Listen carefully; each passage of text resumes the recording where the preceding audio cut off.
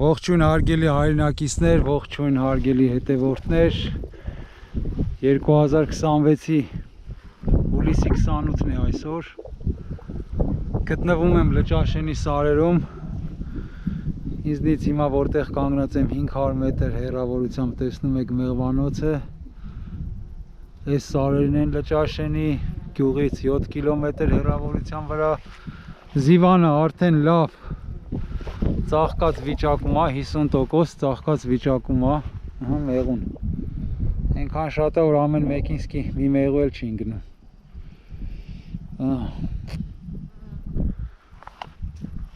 Այսպիսի բնություն է, ուրեմն չքնաղ բնություն, բազմերանք ծաղիկներով, մի 20 օրից արդեն մեղրի մեջ էականորեն կզգացվի Լճաշենի մեղրի համը, Զիվանի համը։ Իսկ այսօր ես ձեզ համար մի շատ հետաքրքիր թեմայի շուրջ եմ խոսալու, շատ բացառիկ կարելի ասել, որը շատերդ նույնիսկ լսածել չեք լինի, մեղրի կարևոր հատկությունների մասին, մեղրի և նեկտարի տարբերությունների մասին, մեղրի բուժիչ հատկությունների մասին, ինչպես օգտագործել մեղրը, արդյոք մեղրը կարելի է դիաբետ ունեցողներին թե ոչ եւ այլն, տարբեր ուրեմն հարցեր եմ շոշափելու, ուրեմն բաց չթողնեք, հիմա ես կգնամ մեղվանոց, նորից կնստեմ ավանդական իմ տեղը մեղրաքամի մոտ եւ կխոսեմ թեմայի շուրջ։ Ահա տեղափոխվեցի պավիլիոն, հարգելի հայրենակիցներ, որտեղ կատարում եմ մեղրաքամ, միշտ տեսանյութի բուն թեմային անցել ներկայանամ ես, ինժեներ ծրագրավորող Արամ Խերանյանն եմ, անհիշելի ժամանակներից մեղվաբուծությամբ եմ զբաղվում, մեղրի վաճառքի մասին մի երկու խոսք ասեմ, որպեսզի անընդհատ մեկնաբանություններում թեմայից դուրս մեղրի վաճառքի մասին հարցեր չտաք, մեղրի վաճառքով զբաղվում է կինս Դավիթաշենի իմ առանձնատնից, մեղրի 1 կիլոգրամը արժի 4000 դրամ, սերեկը, որը հիմա ես կտրելու եմ արժի նույնպես էլի 4000 դրամ և շրջանակով սպիտակ մեղրը, սա սպիտակը չի, էլի 1 կիլոգրամը արժի 5000 դրամ։ Ուրեմն առաքում չենք անում այն պարզ պատճառով, որպեսզի գնորդը գա, անպայման պետք է գնորդը համտեսի, առանց համտեսի մեղր չենք վաճառում և գտնի իր ուզածը և գնի։ Մեկ-մեկ առաքում անում եմ ուրեմն իմ հին գնորդներին, որոնք մոտավորապես ես գիտեմ, թե ինչ համի մեղր են ուզում, մեկ էլ առաքում անում եմ Հրազդան քաղաքում ապրողներին, որոնք գալիս են մայրուղու վրա հանդիպում են ինձ, այսինքն պայմանավորվում ենք մայրուղու վրա անցնելիս ես նրանց տալիս եմ մեղր կամ Սևան քաղաքում ապրողներին, այդ բացառիկ դեպքերում ուրեմն առաքում անում եմ, բայց նորից եմ ասում, ինձ համար ցանկալի չի, մեր համար ցանկալի չի առաքում անելը, որպեսզի գնորդը գա գտնի իր ուզածը։ Հիմա խոսենք մեղրի մասին, շատ հետաքրքիր ուրեմն տեղեկություններ կան, որոնք ես ձեզ հիմա կպատմեմ։ Երեք մեկնաբանություն գրողներից մեկը ինձ հարցրեց, ասեց ձեր մեղրի մեջ շաքար կա, թե ոչ, ես նրան պատասխանեցի, ասի առանց շաքարի մեղր լինում է, բոլոր մեղրների մեջ կա շաքար, մեղրը հենց բաղկացած է շաքարներից, հարգելիներս, մեղրի կազմը հենց շաքարներն են, գլխավոր կազմը, մեղրի մեջ կա նաև ջուր, կա նաև արոմատիկ նյութեր, կան օրգանական թթուներ, կան ամինաթթուներ, միներալներ, վիտամիններ և այլն, բայց մեղրի հիմնական կազմը մոտավորապես 75-ից 80%-ը դրանք շաքարներն են, պարզ շաքարներ կան, նաև բարդ շաքարներ կան և կան երկշաքարներ։ Դրա համար, երբ որ մեղվապահին հարց են տալիս, ասում են ձեր մեղրի մեջ շաքար կա, դա շատ անտեղյակ մարդու հարց է, որպեսզի չվիրավորեմ, ինչ է նշանակում կա, իհարկե կա, մեղր առանց շաքարի աշխարհում մեղր չկա, փչակի մեղրն էլ է շաքարով, արհեստական պատրաստված մեղրն էլ է շաքարով, ուրիշ բան, եթե գնորդը հարց տա ձեր մեղրի մեջ որքան է կազմում սախարոզայի տոկոսը, եթե նրան ասես, որ 2% է կազմում, գուցե գնորդը մտածի այդ 2%-ը որտեղից է եկել, այդ 2%-ը նաև գալիս է ծաղիկներից, հիմա ես մանրակրկիտ կխոսամ, թե քանի տոկոս է գալիս ծաղիկներից, ինչի է մնում այդ սախարոզան մեջը, վտանգավոր է նա, թե ոչ։ Առաջուց ես հիմա ասեմ, թե ծաղիկի մեջ նեկտարը ինչից է բաղկացած, այսինքն շաքարային կազմի մասին խոսամ, նեկտարը դե ունի այդ օգտակար նյութերը, որոնք թվարկեցի, ամինաթթուներ, ֆերմենտներ, արոմատիկ նյութեր եւ այլն, որոնք շատ չնչին տոկոս են կազմում։ Նեկտարի հսկայական մասը ջուրն է կազմում եւ մյուս հսկայական մասը կազմում է հենց շաքարները։ Բայց արյումի տես, որ նեկտարի մեջ ոչ թե միայն պարզ շաքարներն են, ինչպիսիք են գլյուկոզան ու ֆրուկտոզան, նեկտարի մեջ նաև պատահում է նայած ծաղիկ կա հսկայական քանակությամբ սախարոզա, այն սախարոզան, որը խանութում պիսոկ են ասում, պիսոկ, որը դուք գնում եւ ասում եք մեզ շաքարավազ տվեք, այդ նույն շաքարավազից, ոչ թե նույնից, այդ նույն մոլեկուլը ունեցող նյութից ուրեմն կա քիմիական անունը դրա ուրեմն սախարոզա, այսինքն նեկտարը նույնպես պարունակում է սախարոզա եւ բավականին մեծ քանակությամբ։ Այնց այստեղ գալիս է մեղվի մեծ դերը։ Մեղուն գալիս է այդ քաղցրը վերցնում է, այսինքն նեկտարը վերցնում է եւ հենց արդեն ինքը կլանում է նեկտարը իր մեղրը պարկում է լցնում։ Ինքը արդեն այդ նեկտարի մեջ է ոնց որ ասած ներարկում իր ֆերմենտները։ Իր ֆերմենտները գլխավոր ֆերմենտներն են ինվերտազան, դիաստազան, կատալազան, այդ 3 գլխավոր ֆերմենտ եւ գլյուկոքսիդազան։ Այդ 3-4 գլխավոր ֆերմենտների մասին ես հիմա կխոսամ, որը ինչ անում։ Ինվերտազա ֆերմենտը հենց արդեն նրա համար է, որպեսզի ինքը այդ սախարոզան, որը կա ծաղիկի մեջ, վերածի պարզ շաքարների, գլյուկոզայի եւ ֆրուկտոզայի, այսինքն բարդ շաքարներից ազատվի։ Այսինքն նեկտարը ուրեմն պարունակում է մեծ քանակությամբ նայած ծաղիկներ կա, մինչև 30% կա, որ ծաղիկ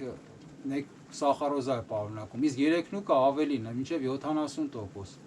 Ոնց որ ասած ծաղիկների մեջ գլյուկոզա, ֆրուկտոզա եւ սախարոզան կարելի ասել սենց հավասարաչափ բաշխված են։ Իհարկե ծաղիկներ կա, որ սախարոզան քիչ է, բայց դա հեչ էական չի։ Սախարոզան ծաղիկի մեջ կլինի 100% թե 10%, դա մեղվի համար ոչ մի նշանակություն չունի եւ քանի որ ինքը իր ֆերմենտով տրորվում է այդ բարդ երկշաքար, սա սախարոզան երկշաքար է, երկշաքարը տրոհում է միաշաքարների, այսինքն գլյուկոզայի եւ ֆրուկտոզայի։ Այսինքն դա կոչվում է հենց ֆերմենտացիա, մեղրի հասունացում։ Երբ որ մենք ասում ենք մեղրը հասունացել է, նշանակում է այդ process-ները գնալով մոտեցել են իրենց ավարտին, այսինքն բարդ շաքարները տրոհվել են բարդ շաքարների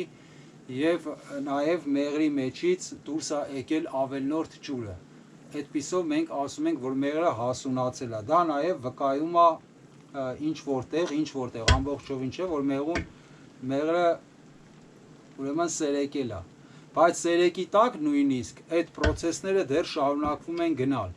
Բայց որքան արդեն ջուրը քչանում է ուրեմն փեթակում, նաև ինվերտացիոն այդ process-ները, այսինքն հասունացման process-ներն են դանդաղում, որտեղ խիտ միջավայրում ֆերմենտները շատ դանդաղ են աշխատում։ Դրա համար որքան առաջուց մեղրը ջրային է, այսինքն ջրիկ է, դեռ քամելու չի, այնտեղ ավելի արագ են աշխատում այդ ուրեմն process-ները։ Ուրեմն հարգելի հայրենակիցներ, նաև մեղվապահներ, երբ որ ձեզ ասում են ձեր մեղրի մեջ շաքար կա, մի ասեք, որ ոչ չկա, չի կարող լինել եւ այլն, որտեղ մեղրը ինքնին բաղկացած է շաքարներին, մարդկանց բացատրեք, որ դա սախարոզայի մասին է խոսքը։ Եթե գնորդը ուղարկի ակնարկում է, որ դու քո մեղրը այդ խանութի շաքարից ես ստեղծել, թե ոչ, լավ կլինի, որ գնորդը այդ հարցը ավելի անկեղծ տա, ասի դու սրիկայություն արել ես, թե չես արել, դու խաբեբա ես, թե խաբեբա չես, դա ավելի անկեղծ ուրեմն հարց կլինի մեղվապահին, քանց եթե ասում է, որ շաքար կա թե չէ, ակնարկելով դու մեղվին ինչ-որ բանով կերակրել ես թե չէ, այսինքն կեղծել ես մեղրը թե ոչ։ Ուրեմն նեկտարը հասկացանք, որ բաղկացած է նաև սախարոզայից եւ մեղուն դա ֆերմենտացնում շինում է ուրեմն պարզ շաքարներ։ Այդ նույն սախարոզայով նաև հանցագործները կեղծում են մեղրը, այսինքն խանութի սախարոզան, այսինքն այդ շաքարավազը, երբ որ էլի մեծ քանակությամբ 10 մեղվին, նա նորից կվերածի գլյուկոզայի եւ ֆրուկտոզայի։ Այսինքն բաղադրությունը բավականին կնմանվի մեղրի, ուղղակի համ չունենա լավ։ Եվ այդ դեպքում այդ տնային մեթոդները, որոնցով մարդիկ ստուգում են, դրանք լկտի, սուտ, մեկի կողմից հնարված մեթոդներ են, դրանք մարդկանց խաբելու մեթոդներ են, որտեղ աշխարհում հիմա շատ լուրջ լաբորատորիաներ կան, որոնք հազիվ հայտնաբերում են կեղծ մեղրը։ Այդ որ ջրի մեջ մեղրը օրինակ ֆռացնում են, ստացվում է ինչ-որ բջիջներ, դա ցանկացած խիտ ուրեմն շաքարային միջավայր նույնն է ցույց տալու, ցանկացած։ Դա լինի կեղծ մեղր, թե բնական մեղր եւ այլն։ Կամ վառելը դա էլի կապված է մեղրի մեջ ջրի պարունակության հետ, կամ ծորացնելը։ Դուք փորձեք, հարգելի հայրենակիցներ, մեղրը մի փոքր բանկայով մի կես կիլո դրեք սառնարանում, սովորական մարազիլնիկը չէ, հետո հանեք եւ ծորացրեք այդ մեղրը, կտեսնեք դա ձեր սիրած ուրեմն ձևով է ծորում, սենց ալիքներով։ Եվ նույն մեղրը տաքացրեք 40 աստիճան, նա ջրի նման է ծորալու, ոնց որ ծորակից հոսող ջուրը։ Դա չի նշանակում, որ նա ուրեմն դարձավ կեղծ եւ դնելով սառնարանը դարձավ ուրեմն իրական։ Այսինքն, երբ որ ձեզ ինչ որտեղ TikTok-ով, չգիտեմ, կամ Facebook-ով ցույց են տալի, որ մեղրը այսպես ծորում է բան կամ սենց հարվածում են մեղրին շատ պին, դա գուցե սառնարանից են հանել այդ մեղրը։ Ամբողջ հարցը նա է, թե ինչ աստիճանի տակ է նա այդպես ծորում։ Հասկանում եք։ Ստեղ մեղրը սարում, օրինակ, կծորա շատ դժվար, քաղաքում կծորա ավելի հեշտ, բայց դա չի նշանակում, որ այս մեղրը գալով քաղաք ինչ որ իր հատկությունները ուրեմն կորցրեց։ Հիմա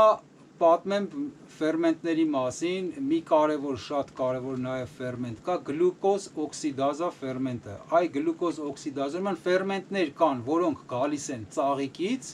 եւ ֆերմենտներ կան, որոնք մարսողական ֆերմենտների մասն է խոսում, որոնք բացառապես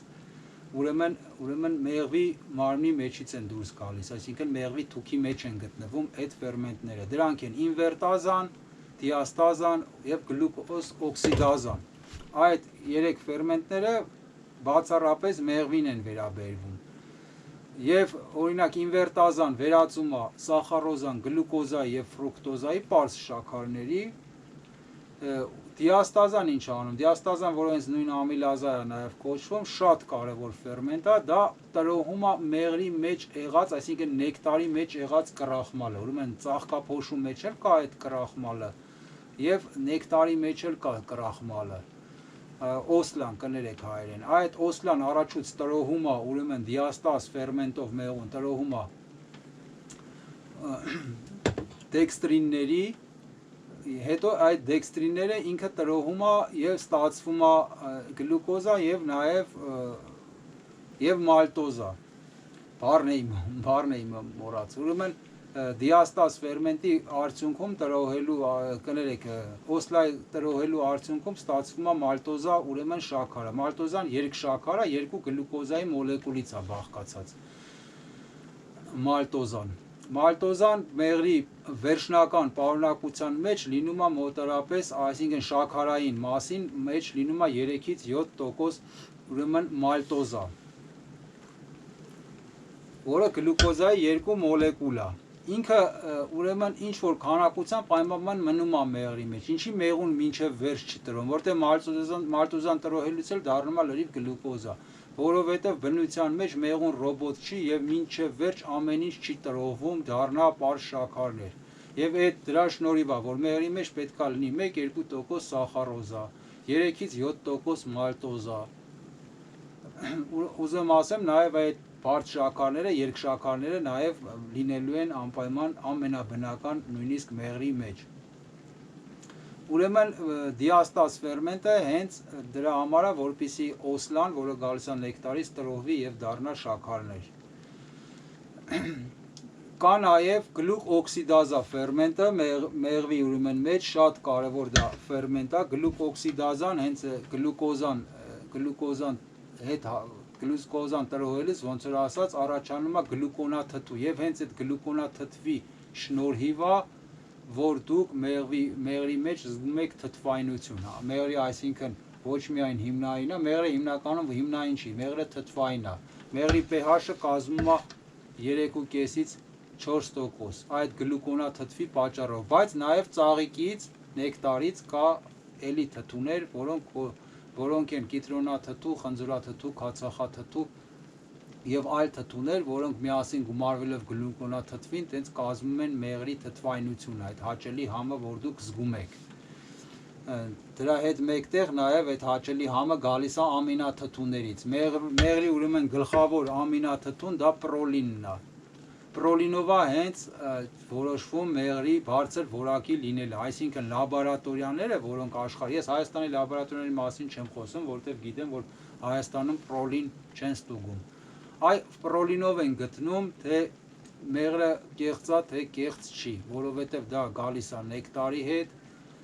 մեղրուն ինքը չի սինթեզում եւ լաբորատորիաները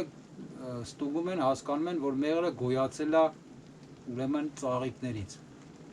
Մյուս ուրեմն ստուգելու ձևը մեղրը գոյացել է շաքարից, թե, այսինքն շաքարավազից, սախարոզայից, թե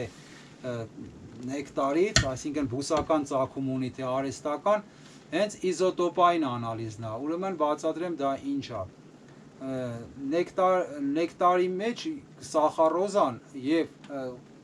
խանութից գնված սախարոզան, դրանց մոլեկուլները նույնն են, բայց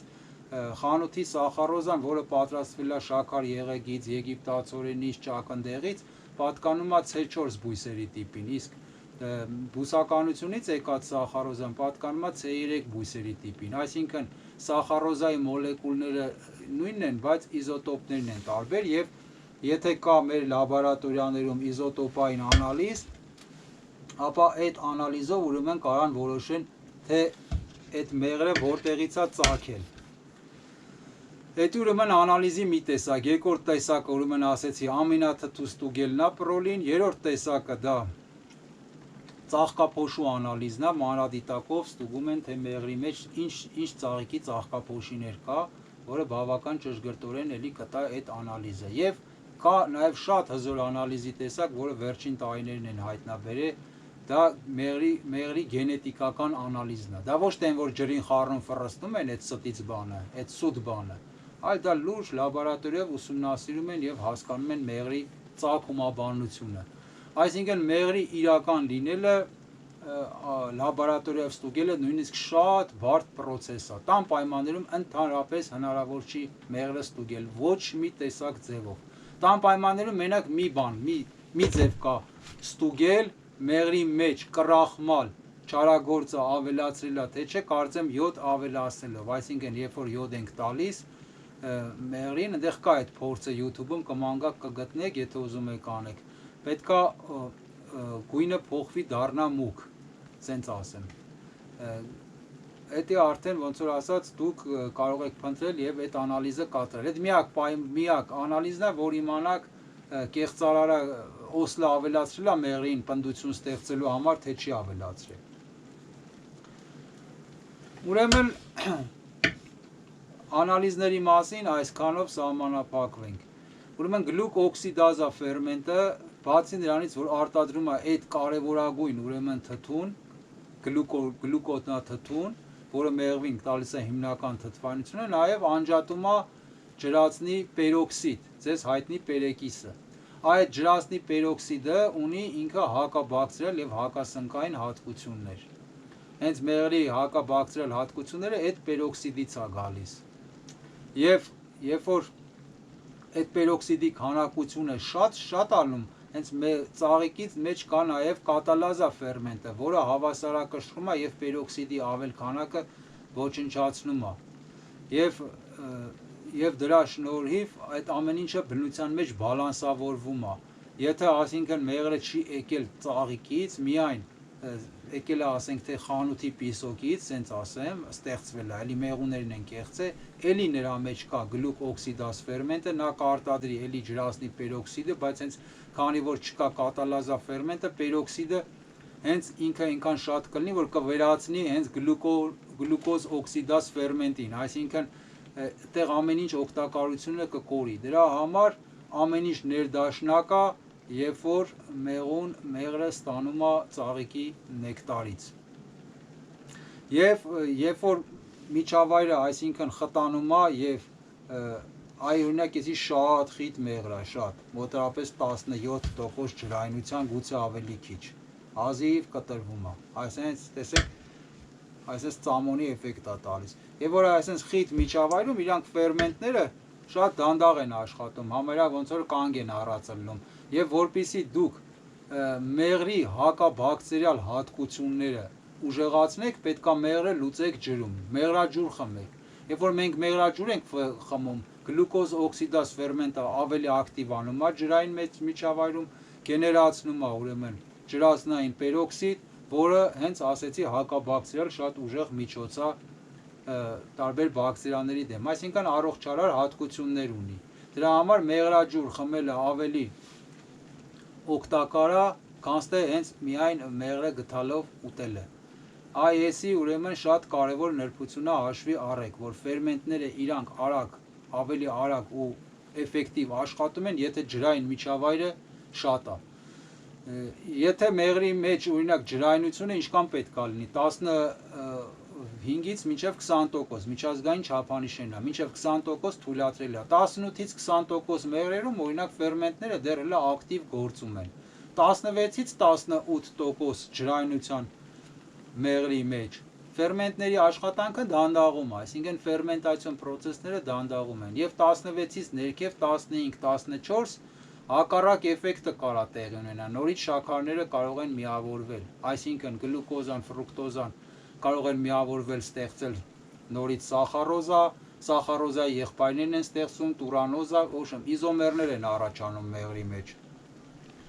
Այդպիսի հետադարձ բաներ կարող է տեղ ունենալ, դրա համար շատ պինդ, ասենց ասեմ, շատ ուրեմն գերխիտ մեղրել պետք չի, մի ուրախացեք, որ այդքան գերխիտ է։ Իհարկե դրանք մի օրում չեն առաջանա, այդ բարդ շաքարները, այսինքն երկշաքարները, այլ դրան ժամանակ է պետք։ Դրա համար ամեն ինչ գտնվում է ուրեմն ներդաշնակության եւ բալանսի մեջ, բնության մեջ այդպես պետք է լինի։ Ջուրը իր տեղն ունի, ջրի մոլեկուլները հեռու են պահում ազատ գլուկոզան ու ֆրուկտոզան, որպեսզի նրանք չմիավորվեն։ Բացի դրանից, եթե ջուրը շատ քիչ լինի մեղրի մեջ, մեղրը արագ կբյուրեղանա։ Բյուրեղանալը իհարկե ոչ մի այտենց պրոբլեմատիկ բան չի, դա կարևոր հատկությունն է, երբ որ գլուկոզան վերածվում է բյուրեղների, բայց եթե չեք ուզում արագ բյուրեղանա, ուրեմն շատ գերխիտ մեղր պետք չի պահել, այսինքն մեղրը եթե դնեք չորացնեք, բաց սենյակում ամանի մեջ, այդպիսի մեղրը պետք է որ արագ բյուրեղանա, այսինքն ամանը բաց մի թողեք, որպեսզի այդ մեղրը չդառնա նաբադ շաքար, սենց ասեմ։ Նաև կան մեղրներ, որոնց մեջ կան մի այլ տեսակի շաքար, որը կոչվում է մելիցիտոզա։ Մելիցիտոզը սովորաբար այս մեղրների մեջ չկա։ Այդ մելիցիտոզա շաքարը ստացվում է մանանայի մեղրից։ Ինչ բան է մանանայի մեղրը։ Մանանայի մեղրը դա ծառի տերևները ուտող լվիչների արտաթորանքն է։ Դուք շատ դեպքերում տեսած կլինեք, որ ծառերի վրա սենց ինչ-որ շիրոտ բան կա։ Այդ վնասատուների արտաթորանքն է, մեղուն դեպան, այդ արտաթորանքը ինքը քաղցր է։ Մեղուն դա հավաքում է, բերում է եւ դրանից նորից դարձնում է մեղր։ Այդ մեղրը շատ օգտակար է մարդու առողջությանը եւ շատ վնասակար է հենց մեղվի առողջությանը։ Այդ մեղրով ուրեմն ձմեռող մեղուները շատ հնարավոր է, որ գարունը դուրս չգան, այսինքն սենց կոպիտ ասած չարտնանան,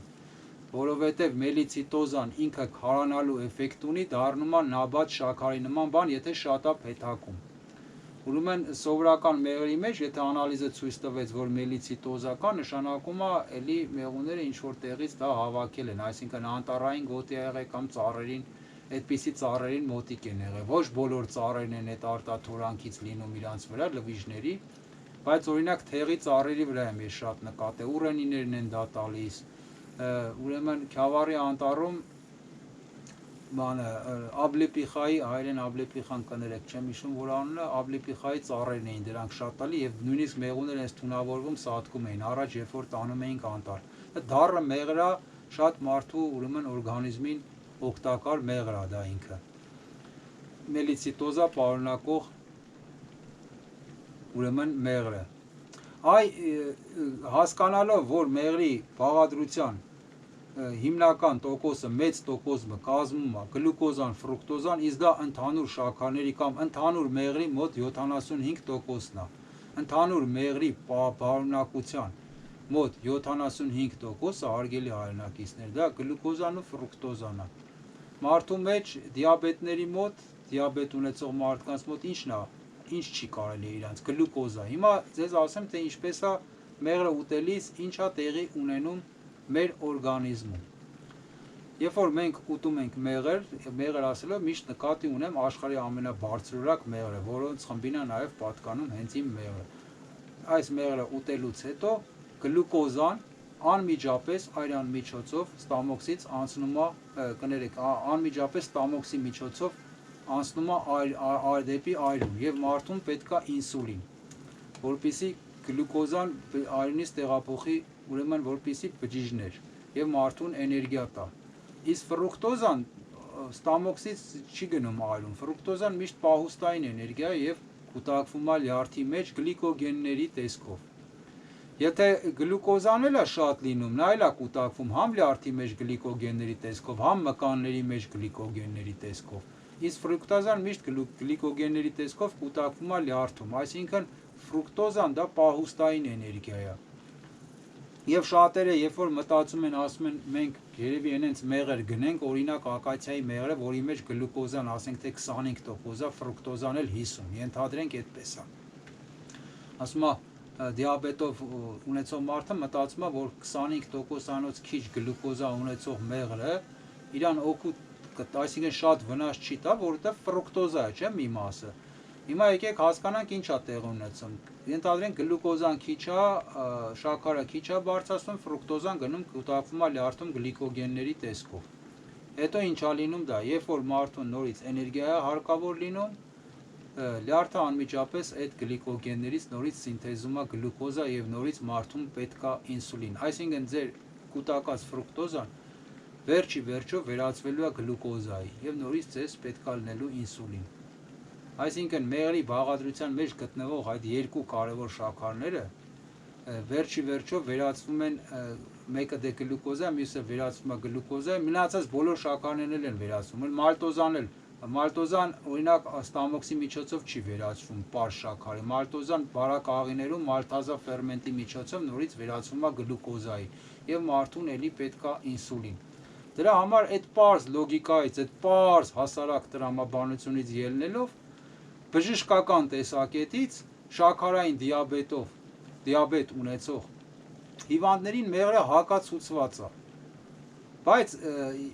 երբ որ գնորդը զանգում է ինձ ասում է, իսկ ձեր մեղրը մաքուր է, որովհետև մենք շաքար ունենք։ Ես ասում եմ, իմ մեղրը կապ չունի ստեղ, ծառի փչակի մեղրն է, աշխարհի ցանկացած մեղրն է, ձեզ չի կարելի բժշկական տեսակետից ելնելով, որտև պարունակում է գլյուկոզա, նույնիսկ ֆրուկտոզան վերջի վերջո պետք է վերածվի գլյուկոզայի, ինքը լյարդը դա սինթեզելու է։ Բայց ասում եմ նաև հավելում եմ, ասում եմ, բայց եթե տվյալ շաքարայով դիաբետով հիվանդը ամեն դեպքում ուզում է քաղցր ուտի, պետք է մի բան գտնի ուտի, ավելի լավ է մեղր ուտի, բնական շաքար ուտի, որտեղ մեղրը դա բնական շաքար է։ Այդ տեսակետից ելնելով, ուրեմն դիաբետով հիվանդներին մեղր չի կարելի, բժշկական տեսակետից ելնելով։ Ինչ ուզում ասեն, բայց ասում եմ մենք գնորդներ ունենք, շաքարով հիվանդ գնորդներ ունենք, սենց ուտում ու լավանում են մեր մեղրը։ Լիքը մարդ կա, տենց ես էլ եմ ասում, 17 տարեկանում ես էլ եմ նման բաներ ասել, բայց ես հիմա 17 չեմ։ Ես ամաչում եմ իմ ասածների համար։ Հարգելիներս մի բան մի ասեք այսօր, որ վաղը ամաչելու եք դրա համար։ Չհասկանալու արդյունքում էի ասում, չկարդալու, չիմանալու, գուցե այն ժամանակ, երբ որ ես 17 էի, նույնիսկ ինտերնետ ընդհանրապես գոյություն չուներ։ Ախր նույնիսկ ինձ հարց տալուց շատերը կարաք մի հատ այդ նույն հարցը, այդ պարզ հարցեր կան այնտեղ, օրինակ մեղրը, ձեր մեղրի մեջ շաքար կա, ասեցի փնտրեք մի հատ այդ ChatGPT-ին հարց տվեք, մեղրի մեջ շաքար կա, թե չկա։ Այնքան պարզ հարցեր են։ Նրանք հաստատ չեն խաբի, եթե ես նույնիսկ խաբեմ էլ ձեզ ChatGPT-ին ձեզ չի խաբի, կամ Gemini-ին։ Արհեստական բանականության այս հզոր դարում, հասկանում եք հարգելիներս, ոչ մի բանական, ուրեմն եւ արհեստական եւ բնական բանական երակ ձեզ չի ասի, որ դիաբետով, ուրեմն դիաբետ ունեցող մարդուն շաքար կարելի, մեղր կարելի է։ Դիաբետների մոտ նույնիսկ եթե ֆրուկտոզան պետքա կուտակվի լյարդում, երբ որ ֆրուկտոզան կուտակվում է լյարդում, ոչ միայն դիաբետների մոտ, երբ որ ֆրուկտոզան կուտակվում է լյարդում գլիկոգենների տեսքով, եւ երբ որ մենք չարաշահում ենք, թեկուզ եթե մենք առողջ ենք, ենթադրենք շատ ենք ուտում մեղր, երբ որ այդ գլիկոգենի պաշարները լրացած է լինում, օրինակ լյարդի մեջ դա մոտարապես 100 գրամ է այդ պաշարների սահմանափակումը, արդեն մնացած ավելցուկը կուտակվում է ճարպերի տրիգլիցերիդների տեսքով է կուտակվում լյարդի մեջ եւ լյարդը սկսում է ճարպակալել, այսինքն շատ մեղր ուտելուց նույնիսկ կարող է վնասի բերել ձեզ, որտեղ լյարդը կարող է սկսել ճարպակալել։ Եվ կա նաեւ հակառակ process-ը, երբ որ դուք երկար ժամանակ քաղցր բան չուտեք, այսինքն ածխաջրեր չօգտագործեք, լյարդը սկսելու է այդ ճարպերը քայքայել, լյարդը դերա գլիկոգենի պաշարները արդեն սպառելուց հետո սկսելու է ճարպերը քայքայել, երբ որ դա էլ չլինի, լյարդը մկաններից սկսում է արդեն կաթնաթթուն վերցնել եւ դա տրոհելով ստանալ գլյուկոզա, որպեսզի ուղեղին հասցնի, ամինաթթուներն է սկսում լյարդը տրոհել, որպեսզի նորից ստանա գլյուկոզա, ճարպերն է տրոհում եւ այլն։ Եվ ով է ստիպում լյարդին այդ ամեն ինչը տրոհել, մարդու հորմոնները եւ այլն, դա արդեն մեծ տեսություն է, որը կարելի է ուսումնասիրել, շատ հետաքրքիր բաներ կան այնտեղ ուրեմն։ Մենք ուրեմն հասկացանք այսօր, որ մեղրը պետք է ուրեմն չափավոր ուտել, որպեսզի լյարդը չճարպակալի, նա գլխավոր էներգիան է տալիս ուրեմն գլյուկոզան մարդու ուղեղին, մարդու մկաններին եւ այլն, լյարդում կուտակվում է ուրեմն պահուստային էներգիան, մեղրի մեջ ուրեմն կա գլյուկոզ օքսիդազա կարևորագույն ֆերմենտը, որը գեներացնում է ջրածնի պերօքսիդ եւ որը ունի հակաբակտերիալ հատկություններ եւ մեղրը պետք է խմել անպայման ջրով բացելիս ցանկալի է, ոչ թե անպայման ջրով բացելիս, մեղրը դիաբետներին չի կարելի, գնեք մեղր, կերեք մեղր, որտեղ մեղրը իրանից ներկայացնում է առողջ սնունդ։ Այսօր այսքանը, հարգելիներս, տարածեք տեսանյութը, մինչ նոր հանդիպում։